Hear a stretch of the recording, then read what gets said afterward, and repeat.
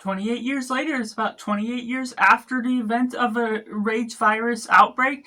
It leads them onto a major quarantine leading into this main island that they're isolated and have to discover the true horrors as they face against all these zombies.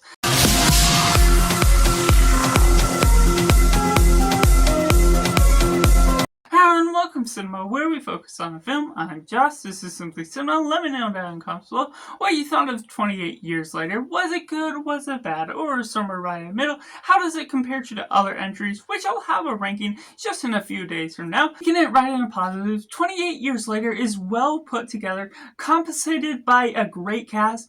Alfie Williams does a great child performance.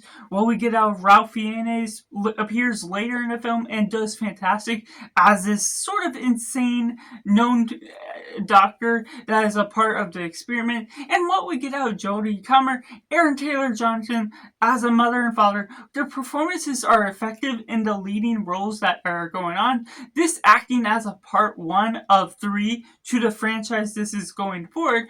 And of course, like the other two 28 days and weeks films, the way they go about this is featuring a new cast of characters that it's good and fun to follow. This could be even watched on its own if you haven't seen the other two films, because it's its own story that brings back Danny Boyle in the director's chair, following up with what he did for the very original film, doing so much great job with the cinematography, the work of the look of this film as a whole.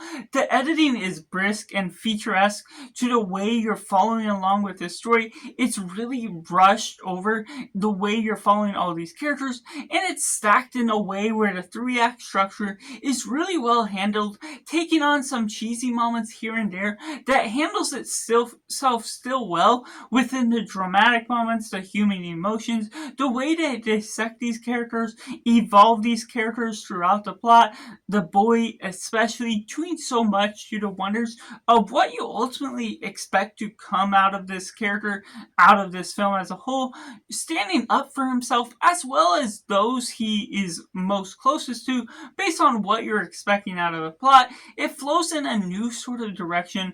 This isolated town that's quarantine, shutting out the mainland of the island that has all the zombies, those that are infected with the virus, that takes us in a new direction that is going on with a great cliffhanger, a big bold decision of what they're utilizing with the elements, with the editing that flashes by and does so much wonders to the nature of the look of the film, how appealing it is to the grand scope of the island, what you're following along.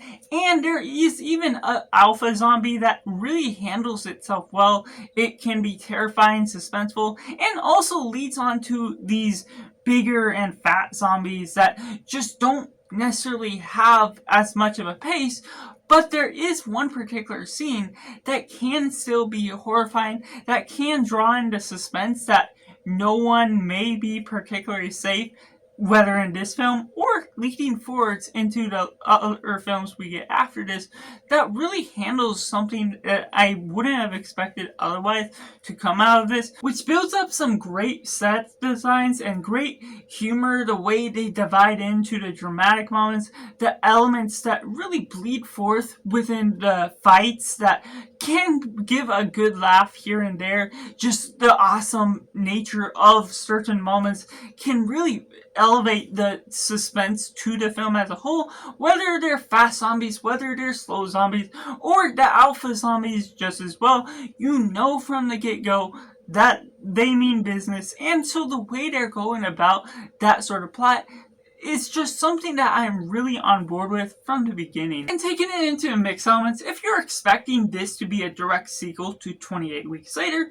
which it may in some sense combine some of the characters, some of the elements from there, maybe or maybe not in the future of this series, ultimately, this is still a brand new story, so you can't expect some of the exact same tone. It still has a different feature to the editing style, even compared to Danny Boyle's first film of 28 Days Later. So there's a different effect to where if you're watching through this franchise, it does have a different appeal within each film, what it's doing with the brisk editing that goes about in a different manner, that compiles the characters and explains their stories within different forms of storytelling.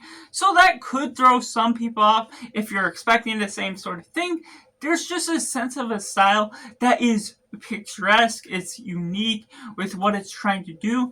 It does a good handle on what it's doing with its character to story balance, but not everyone will be a fan of that if you're more so preferring one or the other based on what we've gotten in the past. Which takes me into the negatives, to which I feel there's some parts of editing, while brisk and well edited, is ultimately having a few moments here and there that don't totally detract from the film as a whole, but can feel like small little interruptions of flashbacks or moving on through different dreams and other sequences. The way things come about can end up being a little bit cheesy in the wrong way of the flow of the story, what you're ultimately expecting, and following along with the tone that's going along pretty well until a few different moments that can throw off. There's some of those different flashbacks near the beginning where it has the radio announcements that don't feel totally necessary. I don't get the full regard to what they're trying to express through that, outside of certain elements that sort of combine to the history of what's going on with the island, but still could have been translated within a better story, showing how it all comes about, which brings an unfortunate cause to the flow that you're expecting out of some of the tone, and things that are expecting out of where this film ultimately ends off, since it's a part 1 to what we're getting a part 2 in January.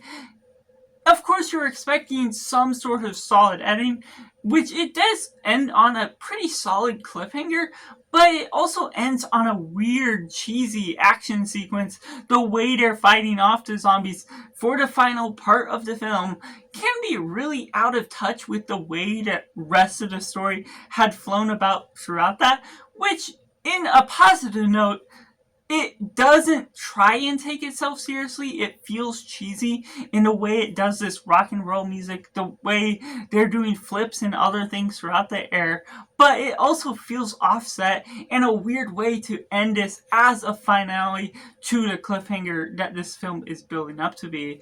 Which takes me into the rating, which I have to rate a simply 7.5 out of 10. Let me know down in the comments below. Have you seen 28 Years Later? Do you like it? Do you not like it? Or is it somewhere right in the middle?